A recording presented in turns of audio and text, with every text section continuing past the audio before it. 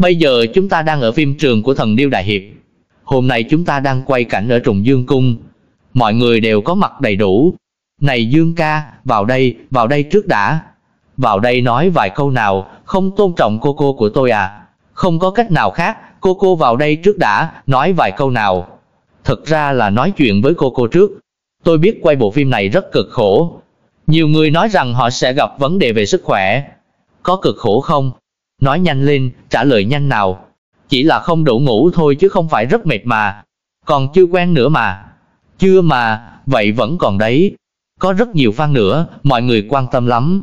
Ý là, lâu rồi không gặp cậu nha, cả bộ phim không thấy cậu đâu cả. Bữa ăn cũng không cùng gia đình nữa mà. Không thấy cậu mệt mỏi quá mà. Phải làm sao đây, phải đối xử với họ thế nào đây? Phải làm sao đây, tôi cũng không có cách nào. Kiên nhẫn chờ đợi thôi. Còn có một chuyện nữa họ hỏi. Đó là, đợi cậu lâu vậy rồi thì nói rằng, cả năm có ra đĩa nhạc không, lại trở thành ca sĩ nữa chứ. Rốt cuộc thế nào đây? Có đúng không? Từng bước thôi, để tôi hoàn thành vở kịch này đã. Để tôi tốt với cô một chút. Để tôi nói chuyện với người tôi yêu, cô à. Bạn đi ra xa chút đi. Đúng vậy, bạn cũng biết rồi. Tôi biết các bạn thường quay phim nhiều mà. Phim ảnh ai cũng biết, phục vụ trà nước rất chu đáo. Đến phim trường quay phim rất cực khổ, không được ngủ, phải dậy sớm. Bạn phải quay phim ngoài trời tôi biết. Có phải rất khổ không? Gần đây vì có một bộ phim chưa hoàn thành, nhưng bây giờ đã hoàn thành rồi thì đỡ hơn chút. Hôm nay còn nữa, tôi biết mà. Nhân vật Tiểu Long Nữ này mọi người đều biết, rất giỏi võ. Tôi chưa thấy bạn đánh nhau ở những cảnh đó. Thực ra, bạn có giỏi võ không? Tôi không biết võ công nhưng tôi không sợ bị đánh trúng hay gì đó. Lần này vì tôi đã xem những bộ phim trước đây, nhiều phim hiện đại hơn. Lần này gọi là lần đầu tiên đóng phim cổ trang. Bạn cảm thấy diễn xuất trong phim cổ trang có gì khác so với phim hiện đại? Có khó khăn không? Phải lịch sự hơn một chút, nói chuyện cũng không thể tùy tiện như bình thường. Chỉ cần cả ngày cứ nói chuyện không ngừng thôi nhé. Những thứ đó, đừng thêm nhiều âm cuối quá. Tôi sẽ ở đây và nhẹ nhàng với bạn. Bạn có điều gì muốn nói về vấn đề này không? Ha, có vẻ như bạn sợ tôi hơn đấy. Cảm ơn bạn. Đây là tôi, Yến Chí Bình, phóng viên đặc biệt của K8, đang đưa tin từ Trùng Dương Cung. Xin chào các bạn của Xương Rồng Channel, đã qua 29 năm rồi. Thần Điêu Hiệp Lữ là một tác phẩm kinh điển về tài chính, là một tiểu thuyết tình yêu võ hiệp với các mối quan hệ phức tạp giữa các nhân vật. Vì vậy, càng cần có sự giao tiếp giữa phía trước và phía sau màn ảnh. Nhà sản xuất Lý Thiên Thắng đã tổ chức một cuộc họp sản xuất lớn trước khi quay phim để giải thích và thống nhất tính cách của các nhân vật nhằm đạt được sự hoàn thiện tốt nhất. Các nhân vật trong Thần Điêu Hiệp Lữ đều có nét đặc sắc riêng, vì vậy trang điểm và tạo hình cũng rất công phu để thiết kế. Hơn nữa, có rất nhiều nhân vật, một số còn trải qua vài chục năm tuổi tác, vì vậy việc tạo hình cũng mất 3 ngày mới hoàn thành. Thật sự là rất nghiêm túc. Nhìn trời rộng lớn kia, nhìn xe lớn kia, thật là tuyệt vời. Rất xuất sắc.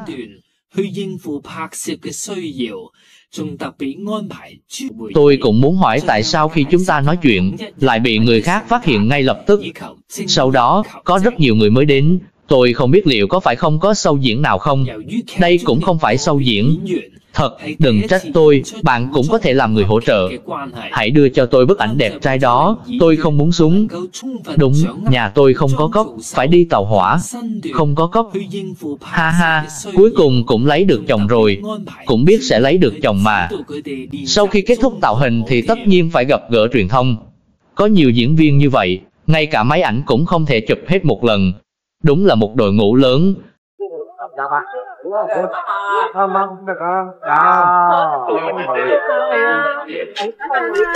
Diễn viên của chúng tôi có phải phối hợp rất ăn ý không? Mọi thứ đã sẵn sàng. Tất nhiên chúng tôi phải mở máy quay và cúng thần linh để mong công việc suôn sẻ.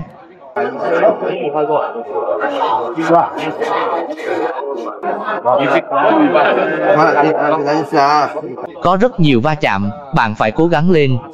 Do có một số diễn viên trong phim lần đầu tiên diễn xuất trong một bộ phim cổ trang võ hiệp, nhà sản xuất đã đặc biệt sắp xếp người hướng dẫn để giúp họ luyện tập vũ đạo Trung Quốc và các động tác cổ trang nhằm đáp ứng yêu cầu quay phim. Bạn vẫn còn nhớ một chi tiết nữa, đó là con chim điêu. Các đồng nghiệp trong bộ phận đạo cụ đặc biệt của bộ phận mỹ thuật đã bỏ rất nhiều công sức để làm cho con chim điêu này sống động như thật. Mọi người có đoán được con chim điêu này nặng bao nhiêu không? Nó nặng tới khoảng 4-50 cân. Quả thật là rất nặng. Tôi rất vui khi lần này có cơ hội đóng vai Dương Quá. Tính cách của Dương Quá vừa thông minh vừa tà mị, tôi rất thích. Nếu hỏi tôi điều gì ấn tượng nhất trong bộ phim này, tôi nghĩ cả bộ phim đều rất ấn tượng. Đây là lần đầu tiên tôi đóng phim cổ trang, tôi chưa từng tiếp xúc với cổ trang, không biết thoại phải nói như thế nào, càng không biết làm sao để các cảnh đánh nhau trở nên uyển chuyển. Tôi rất ngưỡng mộ Dương Quá vì anh ấy rất chung thủy trong tình cảm. Mặc dù xung quanh anh có rất nhiều cô gái, nhưng anh chỉ yêu mỗi Tiểu Long Nữ. Tiểu Long Nữ đã rời xa Dương Quá 3 lần, nhưng lần cuối cùng, Dương Quá đã chờ đợi cô suốt 16 năm. 16 năm trước, Tiểu Long Nữ đã để lại một lời nhắn trên vách núi. Hoàng Dung đã lừa anh rằng Tiểu Long Nữ đã ra đi, nhưng Dương Quá vẫn chờ cô 16 năm. 16 năm sau, khi anh trở lại vách núi, Tiểu Long Nữ không xuất hiện, nhưng Dương Quá đã nhảy xuống để chết cùng cô. Tuy nhiên, khi anh nhảy xuống, anh đã gặp lại Tiểu Long Nữ. Khoảnh khắc đó, tôi rất cảm động, đến nỗi nước mắt tôi chảy ra. Thật ra tôi và Cổ Thiên Lạc có rất nhiều điểm chung. Tôi rất cảm ơn anh Thiên đã cho tôi cơ hội thể hiện vai Tiểu Long Nữ, bởi vì vai diễn này được nhiều người yêu thích hơn. Khi quay phim, tôi luôn cảm thấy việc một người đàn ông chờ đợi một người phụ nữ suốt 16 năm là điều rất khó khăn. Nhất là trong xã hội hiện nay, điều đó hầu như không thể xảy ra. Chỉ cần chờ 16 tháng đã là rất đáng quý rồi, chứ đừng nói đến 16 năm. Và tình cảm của Dương Quá dành cho Tiểu Long Nữ vẫn không thay đổi qua bao năm. Điều này thực sự rất cảm động đối với tôi. Trong số các cảnh tôi đóng vai Tiểu Long Nữ, có một cảnh khiến tôi cảm động và cảm thấy mình đã thực sự nhập vai. Đó là cảnh Tiểu Long Nữ luôn chờ đợi Dương Quá đồng ý lấy mình làm vợ, nhưng suốt quá trình đã có rất nhiều hiểu lầm. Đến khi cô bị thương nặng và gần như sắp chết, Dương Quá nói với cô rằng anh muốn cưới cô làm vợ. Cảnh này thực sự rất cảm động với tôi.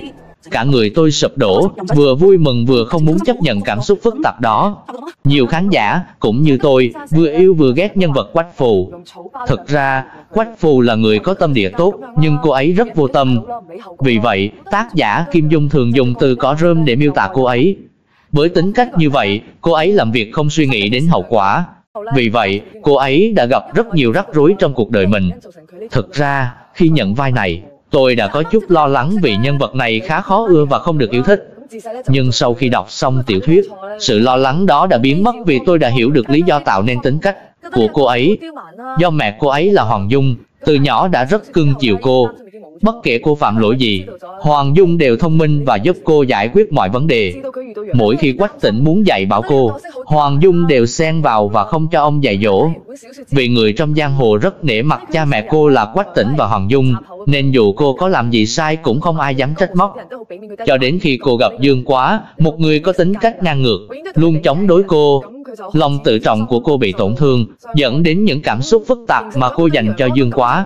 Bạn cảm thấy tạo hình nhân vật của tôi như thế nào? Rất dễ thương đúng không? Thực ra ai cũng biết là tiếng Quảng Đông của tôi không được tốt lắm, và đây cũng là lần đầu tiên tôi đóng phim cổ trang. Tôi cũng có chút lo lắng, nhưng đạo diễn nói rằng nhân vật này có điểm giống với tôi, đó là cả hai chúng tôi đều rất thông minh và lanh lợi. Vì vậy, tôi nghĩ nhân vật này rất hợp với tôi. Trong phim, nhân vật của tôi, Quách Tương, có tình cảm với Dương Quá khác với những nữ nhân vật khác.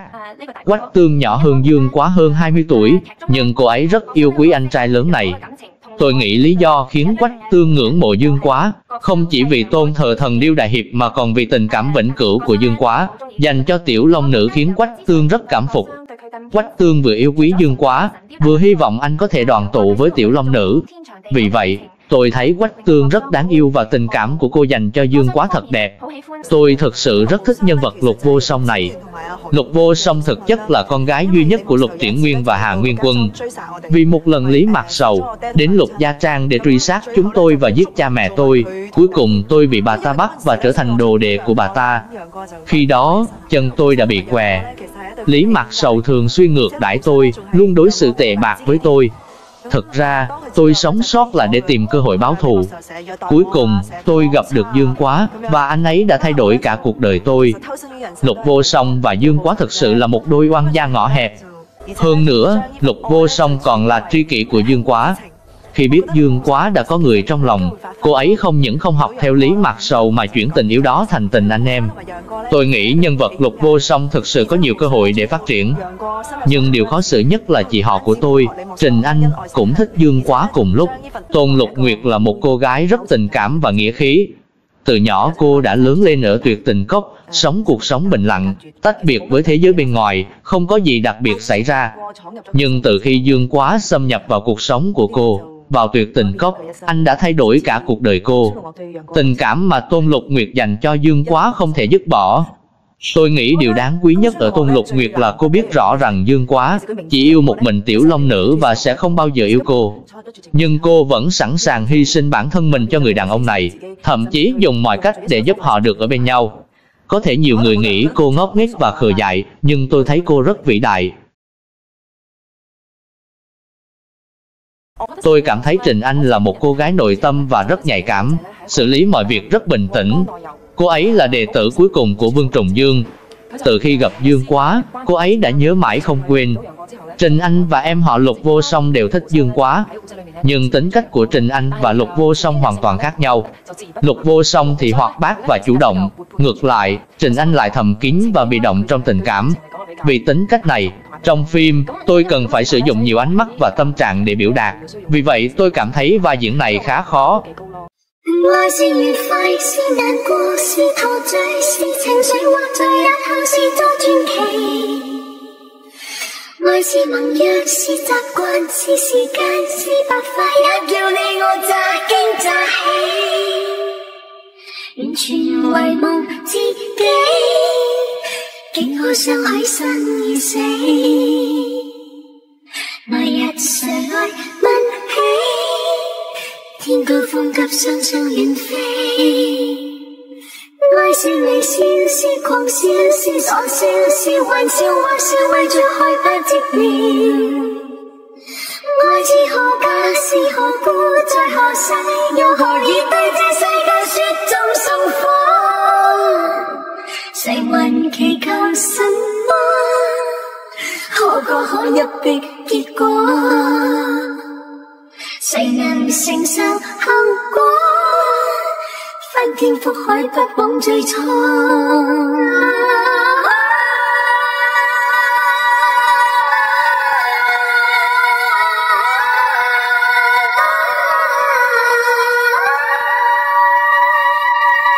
有你有我雪中送火，愛在迷迷糊糊盤估錯愛便開始，這浪浪漫漫做故事。愛在朦朦朧朧前生今生和他生，怕錯過了也不會知。跌落茫茫紅塵南北西東亦相依，不獨自活着沒意義。愛是來來回回情是有是有一絲，是你與我此生永不會別辭。